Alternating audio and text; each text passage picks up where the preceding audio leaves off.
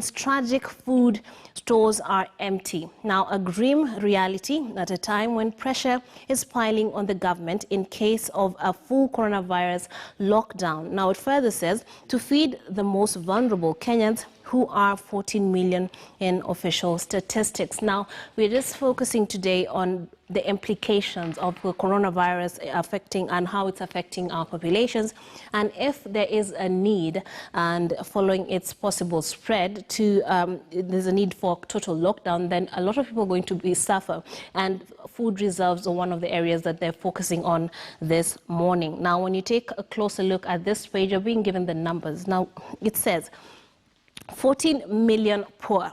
A number of Kenyans who, according to the Kenya National Bureau of Statistics data, are food insecure. This means they will be unable to stock up should they be locked down in stepped up COVID-19 measures. So very important are some of the numbers also under that, because there's a table that outlines the national rural peri-urban core, Mombasa, Kwale, Kilifi, and this is the population vis-a-vis the number of the poor. And when you look at those numbers, it's actually quite large when you compare those, the number of the population and the numbers. So to some, it's almost a half of the population. So it just shows that there's a lot of problems in terms of how we're going to handle this. And the man being focused on right here is Agricultural Cabinet Secretary Peter Munya, and he has said the government next month will allow the importation of 2 million bags of white maize for human consumption and 2 million bags of yellow maize for animal feed. That is just in an attempt to cushion the people from this impending food insecurity that we are already facing because of the locusts. That is one reason. We had unpredictable rainfall earlier on in the year, and then if there's a possible lockdown, things might be turning for the worst. And some more facts are on the top page. We are told frontline, all staff working in both public and private health facilities to be tested for COVID-19. So this other story is more centered on the COVID-19 and the measures that are being taken to actually combat the virus. 172 is the number where we're at right now. This is the number of the confirmed cases of patients after new cases were confirmed yesterday. Closed is all golf clubs, shut down, and all open sporting arenas to adhere to the social distancing guideline. And that's quite natural because these are the areas people go for recreation. But obviously you cannot do the activities, the sporting activities, without milling around and not observing the 1 meter rule that we have been told to observe. Another number, 7, the number of recoveries that after 3 more patients tested negative for COVID-19 and the lockdown that was announced. President says lockdown is a last option, but warns the government will not hesitate to institute it if Kenyans will fail to adhere to those set rules. And we've heard stories about people trying to circumnavigate the partial lockdown in Nairobi and other regions and other counties because they feel they need to go about business as usual. So there's that story about maize, and then there's the other one on top that says COVID-19, why MPs sittings was stopped. And this, more details on this are on page 9 of the Standard. Now, when you take a deeper look at page 9, we're told panic as 50 legislators take tests for COVID-19. The speaker speakers deny reports special sittings were called off after MPs reportedly contracted said disease. And on the spotlight of speculation has it that there is a number of members of parliament who contracted that virus after they had made visits to the UK. And now quoted here is we're having the National Assembly Speaker Justin Muturi and his Senate counterpart Kenneth Lusaka denied knowledge of any known cases, stressing the voluntary testing done on 50 MPs was a personal matter, and the results were actually given to said MPs at a personal level. So even if they did test positive for coronavirus, the public or even the Speaker wouldn't know. So he did say, I do not know. Results are given to individuals. I got mine today via email showing that I had tested negative. That is all I know. This is according to Mr. Muturi. Now, Mr. Lusaka too said he only received his results and was not aware if there were MPs who had tested positive. And this would be quite wild if you can imagine that politicians do mill around and interact with their constituents. And if this was, if the speculation is correct, that could, speak volumes in terms of how far-reaching the virus could be. But as of now, the two leaders did deny any knowledge of positive testing that was done. So this would be one of those stories that will be developing over the next few days. Now, aside from that, on page 5, mass testing for medics starts, and of course this is quite important. It was announced yesterday that all these, the help by the Cabinet Secretary Mutahi Kagwe and other health ministry officials, they did say that it was imperative that medical staff are tested, and of course this is because they are the ones on the front line in detecting, testing, and of course assessing those who come in with symptoms, and before they confirm whether or not they do have COVID-19, they would have been exposed, and therefore it is quite imperative that they are the ones also being tested. The article says all health workers will be tested for COVID-19, as the government yesterday announced that 14 more people had tested positive. The government has also ordered closure of all golf clubs, as I told you earlier on, and of course the closure announced by the CES is the latest move by the government to restrict person-to-person interaction a day after movement into and out of Nairobi, Kilifi, Kwale and Mombasa counties were banned. He did say he will not hesitate to take bolder measures if Kenyans do not adhere to those set rules, and those are of observing social distancing and not observing the curfew, not going in and out of Nairobi, and of course now we've added to the list wearing masks, and that is a personal initiative everyone is expected to take in order to protect themselves from getting COVID-19. Aside from that, on the top page of the Daily Nation, we're told about that breakthrough, an impending breakthrough. Now, this has to do with mass testing. Now, it says, thanks to a major innovation by researchers at the Kenya Medical Research Institute, KEMRI, mass testing will soon be possible, giving the country a true picture of infections. And these test kits will be akin to those that they use to test for HIV, AIDS, and rather HIV infection, to know if people have them. And those are the very quick tests that everyone knows about. So if this is rolled out soon, then we are going to have this being a quick method of finding out who has COVID-19, because at the moment it takes at least 4 hours to determine whether for the samples to be tested manually and to determine whether the individual has COVID-19 or not. And obviously time is of the essence right now when it comes to knowing this. So for more details on this particular story, you can take a look at page 4 of the Daily Nation. New tech at KEMRI to enable Kenya to mass test for virus. Countries' previous battle against HIV and TB have made it possible for experts to develop that new test. Like I told you, it will be quick, just like the TB and HIV test. And obviously, this would save it a lot of time in obviously isolating and, giving treatment to those who have it and mapping out which areas are more affected as opposed to others. Under that, there's also another story just similar to that says experts outline the ABCs of conducting a COVID test. So details being given right now, and a reiteration on the wearing of masks as was announced yesterday by the WHO. Pictured here is the CS wearing, or rather trying to take off or fiddling with his mask. And we are told WHO has revised its stand, saying masks can limit the spread of the deadly virus. So you are told that you should wear a mask. Now let's take a look at another paper. The Business Daily is giving us the financial angle of things, and this morning they say Corona tax cut to cost KRA 1.3 billion shillings daily.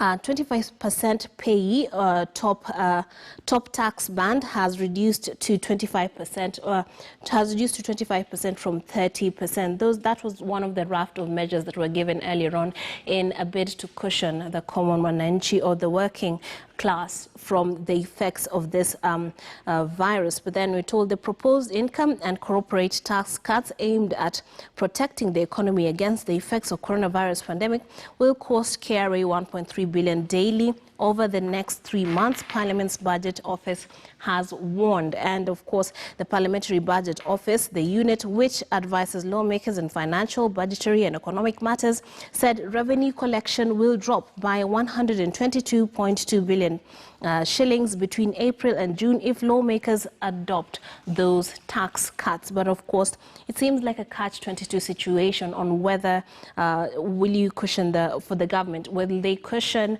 the common wananchi at the expense of their revenue sources. So this is an interesting one on the Business Daily this morning. Yet again, there's Mutahi Kagwe is still on the front page of the Business Daily, like in all these other papers. And on this one, he says Health CS gets more powers to fight the virus. Now, the latest on this one is that Health Secretary Mutahi Kagwe has been given fresh powers to restrict movement in estates that are considered high risk in the transmission of COVID-19 in efforts to curb the spread of the infectious virus. The powers are contained in newly published regulations, prevention and control and suppress of COVID-19, which are aimed to restrict activities in estates considered hotspots, which is quite naturally the way to go if we're going to, and he did say that they will not hesitate to put in place more strict measures to ensure that everyone stays safe from COVID-19. Let's shift gears to the Standard newspaper. And an element that hasn't been focused on quite for a while is education, and page 11 is doing just that of the Standard. It says Magoha plans in event of extended shutdown, which is quite a concern for those who are in school and those teachers as well as parents who have kids whose education process has been interrupted by the measures that have been taken to halt the spread of COVID-19. Now, this article tells us this morning cost implications, inherent gaps and interventions are being drawn to ensure ministry is not caught off guard. And a Ministry of Education official has been quoted here as saying, supposed by August, no learning has resumed. Shall second term be abolished?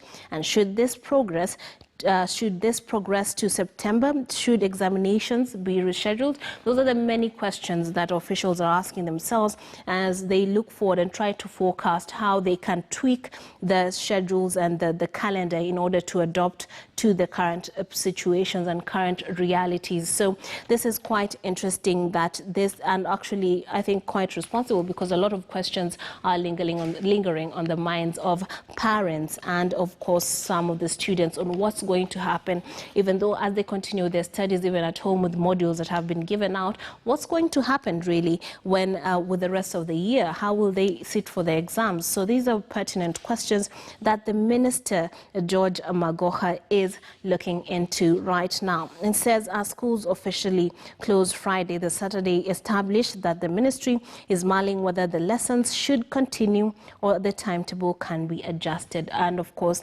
this is yet another story that only time can help us tell, because we do not know how long it would take to battle the infection and the spread of COVID-19. Now, aside from that, we have page 4 of the Standard this morning telling us about hundreds that face the nightmare over the abrupt travel ban. Now, this has to do with the partial lockdown, particularly started off with Nairobi and with very little warning. And so we're told some travelers sneaked into Nairobi area through Panya routes to evade police manning roadblocks. And there have been, pictured here on foot, just trying to, make their way inside and out, into and out of Nairobi. And the police barricades are also pictured right there. So you can see how daunting and how difficult it would be to go through that, whether you're on foot or with a vehicle or whatever means, but then trust Kenyans to figure their way out of this one. So somebody has been quoted here as saying, I was on a business mission in Nairobi. I could not leave the city at around 5 p.m. after public service vehicle operators plying Nyeri route stopped operations fearing arrest. I was forced to spend the night in the city following the night curfew imposed between 7 p.m. and 5 a.m. And obviously this individual, who has been named as Peter Ndegwa, cannot leave the city even after that. So whoever had left the city to engage in whatever short-lived engagement they had will not be able to come back, and those who are inside the city trying to make their way back home are also finding it quite difficult. And this is going to be taking place over the next 3 weeks. So things are not set to be to change, and obviously that would be the explanation to why some are using the panya routes, which are, well, obviously not the right thing to do because they're flouting the law, but it's a catch-22 situation for those people too. Also, the rapid virus testing that is 2 weeks away is still taking center stage on page 3 of the daily of the Standard, and this is an article by Dr. Mercy Korir. In 2 weeks, Kenyans might be able to rapid test to determine whether one has COVID-19 or the coronavirus, if plans by a team of local scientists are anything to go by. So this is big news, actually cutting across all the papers, and we'll be looking forward to see how successful they are in rolling this out and how this can be spread all over the country to just map out how far-reaching the infection has gone. And the media contains among the components, of course, it's giving us the components of this test, and it's telling us it has antibiotics and antifungals. These kill any other germs that is not the virus, and sodium bicarbonate that stabilizes the virus within its pH long enough for it to get the lab for the actual processing to detect the presence of coronavirus. Of course, this is quite good news if the fight against coronavirus is anything to go by. And aside from that, some of the stories that have been highlighted on the Daily Nation this day include surge in domestic violence linked to COVID-19 pandemic. Now, very elaborate depiction graphics on page 3 of the Daily Nation that tells us about confirmed cases, the deaths and the recovery. Currently, actually, we're at 1.3 million. Those are the current confirmed cases globally. 75,945 are the number of deaths, and 289,109 are the number of people who have recovered from COVID-19. But aside from that, we're being given other statistics. In the United States, they tell us reports of domestic violence have increased in March in many cities, and in Kosovo, the Ministry of Justice has seen 70% increase in reported cases of gender-based violence. And we have Spain. The government has told women they will not be fined if they leave home to report abuse in a country where lockdown rules are very strict. And aside from that, we have France. On April 3rd, the French police reported a nationwide rise in about a third of domestic violence cases. Italy, a prosecutor ruled that the situations of domestic violence, the abuser, not the victim, must have the family home. And then we have China in Hubei province, the epicenter of the initial coronavirus outbreak. Domestic violence report to the police have more than tripled in one county during the February lockdown. In Kenya, the Chief Justice David Maraga announced that sexual offences have spiked across the country. In Turkey, women have called and told us that they are experiencing violence at home. Brazil, Tunisia, and many other nations are experiencing this quite interesting spike in domestic violence. So there is a correlation, perhaps stress related to being cooped up at home, and obviously other issues that people have to face now that they are having to stay at home and, deal with one another. And obviously, if this is anything to go by, then Kenya, given that we are also going in that direction of self-isolating, we'll have to put in measures to ensure that we are not suffering the same fate as some of the people in these parts of the country that have been adversely affected by the spread of COVID-19. Far from that, on page 6, chaos, misery as Kenyans hit hard by the Nairobi order. Still talking about that partial lockdown that has a lot of people suffering, particularly travelers or those with business interests inside and outside of Nairobi. And the map that shows the parameters that have been put in place